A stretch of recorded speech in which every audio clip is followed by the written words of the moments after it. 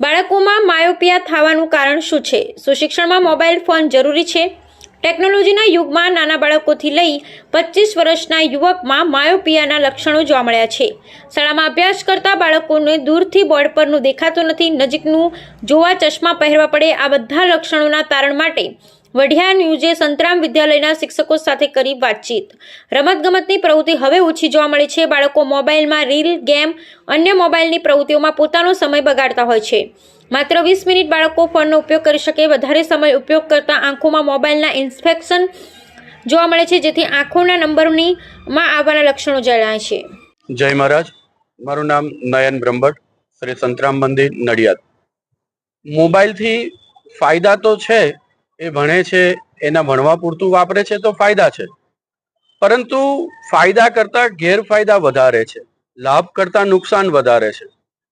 બાળક સતત મોબાઈલ લઈને બેસી રહે છે, એટલા માટે એની આંખોને નુકસાન થાય છે, એના સ્વભાવની અંદર ચીડિયાપણું આવી જાય છે.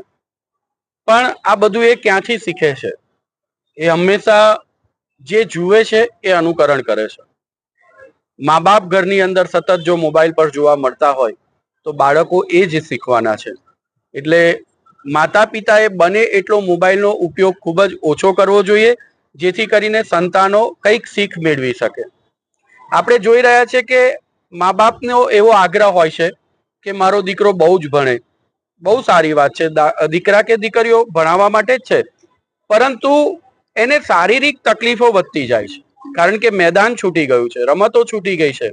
વોલીબોલ, કબડ્ડી, આ બધી જે દેશી રમતો હતી આપણી, એ રમતો પણ વિસરાઈ રહી છે.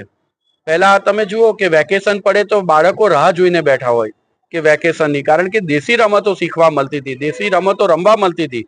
અત્યારે ઇન્ટરનેટમાં બાળક ખોવાઈ ગયું છે, અને એ ઇન્ટરનેટમાંથી બાળકને આપણે આ દેશી રમતો તરફ વાળવું પડશે, એને મેદાન ઉપર લાવવું પડશે, અને મેદાની પ્રવૃત્તિઓ સાથે એને જીવતા શીખવાડવું પડશે.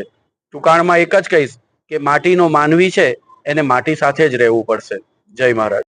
જય મહારાજ. હું ધર્મિષ્ઠાબેન મહિડા. મારા મંતવ્ય પ્રમાણે એવું છે કે મોબાઈલ જેમ સિક્કાની બે બાજુ છે, તેમ મોબાઈલના ફાયદા અને ગેરફાયદા પણ છે.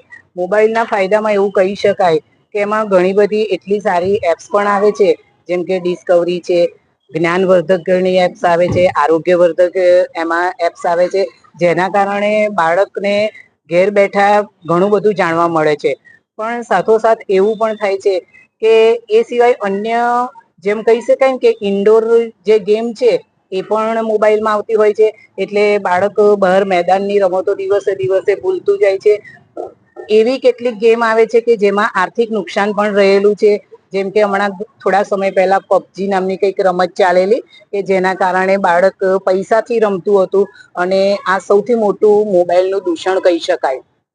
તો મારું એવું કહેવું છે કે બાળક જ્યારે મોબાઈલ તમે આપો, પણ એ શું જોવે છે, એના માટે કેટલું ઉપયોગી છે, એ જ પહેલું તો એવું જ કહેવાય કે મોબાઈલનો ઉપયોગ શક્ય એટલો ઓછો ઘરમાં બી કરવો જોઈએ, અને બાળકને પણ ઓછો એનો ઉપયોગ કરવા દેવો જોઈએ.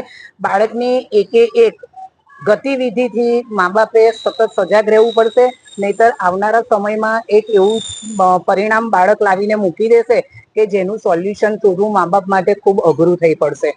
અને એ માત્ર કોઈ સંસ્થા ઉપર કે શાળાઓ ઉપર ન છોડી દેતા, જેટલી શાળાકીય ફરજ બને છે, શિક્ષકોની ફરજ બને છે, એટલી જ મા બાપની પણ ફરજ બનતી હોય છે, કારણ કે સૌથી વધારે બાળક ઘેર વધારે રહેતું હોય છે.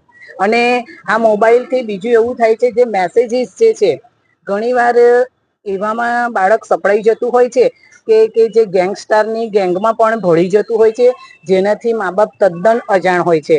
અને આ બહુ જ મોટું દૂષણ કહી શકાય. અને એના કારણે એવું થઈ શકે કે પરિવાર ખૂબ મોટા ભયસ્થાનમાં સપડાઈ જાય છે. સમય જતા કદાચ કિડનેપિંગના જે કેસો બને છે, તો એમાં સૌથી વધારે જવાબદાર એ મોબાઈલ છે. અને આ બધું મા બાપે બહુ જ જોવું જોઈએ. પારિવારિક ભાવના જે છે એ ઓછી થતી જાય છે, કારણ કે ઘરની અંદર મમ્મી હોય, પપ્પા હોય, બધા જ પોતપોતાના મોબાઈલમાં વ્યસ્ત હોય છે.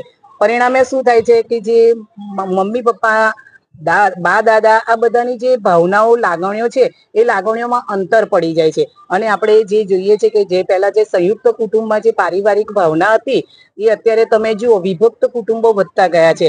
તો કદાચ મારો એક દ્રષ્ટિકોણ એવો પણ છે કે આ કુટુંબ ભાવના જે વિખેરાતી જાય છે એમાં મોબાઈલ એ સૌથી મોટો ભાગ ભજવે છે. જય મહારાજ.